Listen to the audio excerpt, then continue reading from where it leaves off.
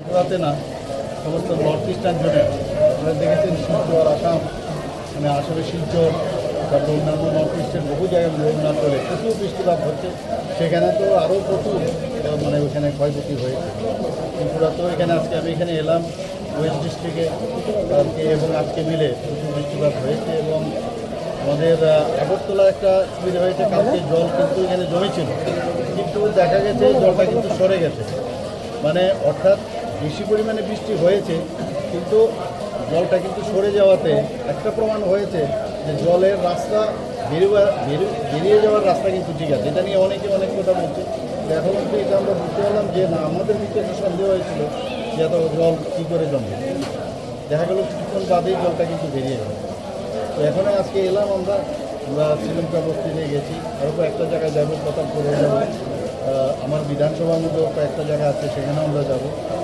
বিভিন্ন জায়গায় এখন পর্যন্ত প্রায় 24 থেকে 25টার মতো মানুষের যা খবর আছে, এখানে বিভিন্ন স্কুলে তাদের থাকার ব্যবস্থা করা হয়েছে, খাওয়া দাওয়ার ব্যবস্থা করা হয়েছে। মেডিকেল টিমকেও আমি বলেছি নিয়মিত যাতে এখানে আসে, পরীক্ষা নিরীক্ষা করে, হেলথে যাতে অসুবিধা না হয়, স্যানিটারির ব্যবস্থাও যাতে ঠিক থাকে সেইভাবে নির্দেশ দিয়েছে। এবং আমাদের ডিজাস্টার ম্যানেজমেন্ট, এসডিআরএফ, এনডিআরএফ এরাও কিন্তু, এবং ভলেন্টিয়ার প্রধানমিত্র যারা, ওরাও কিন্তু। তো সব মিলে আমরা তো এই ধরনের দুর্যোগপূর্ণ অবস্থার মধ্যে আমরা সবসময় আমরা জানি এই অবস্থার মধ্যে আমরা কতটুকু রেডি আছি, এটা সবচেয়ে বেশি ইম্পর্টেন্ট। আমরা সেইভাবে আমাদের প্রশাসন থেকে, আমাদের আগরতলা মিউনিসিপ্যালিটির তরফ থেকে, আমাদের যারা কার্যকর্তারাও আছে, তারাও কিন্তু প্রচুর পরিমাণে পরিশ্রম করছে।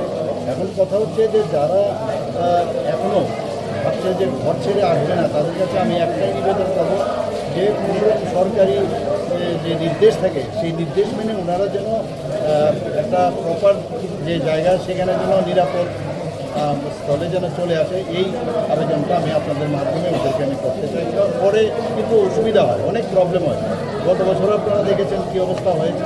তো আমি একটা আবেদন রাখবো, যারা এখনও মাইকিং করছে বিভিন্ন জায়গায়, তারা যেন চলে আসে এবং এটা মানে প্রপার আশ্রয়স্থল, যেটা নিরাপদ স্থান। পশ্চিম জেলাতে কয়টা শিবির এবং কতজন শিবির আশ্রিত আছে?